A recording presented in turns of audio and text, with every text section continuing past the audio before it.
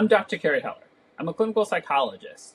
I specialize in ADHD and executive functioning issues. Let's face it, if you have a child who's struggling with, let's say, emotion regulation, they get upset easily, they get frustrated easily, if you say to them, this is a real problem at home, we want you to go talk to someone and work on it, there may be some kids that are very receptive, but a lot are going to say, oh, I don't feel like it's a big enough deal, I don't want to talk to someone about it, whatever the excuse is.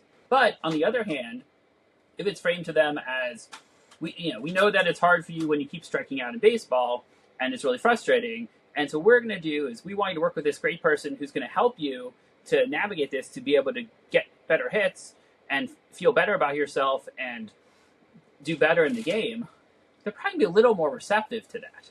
But most of the things that I work on with kids that relate to sports are really just as relevant to school and life at home.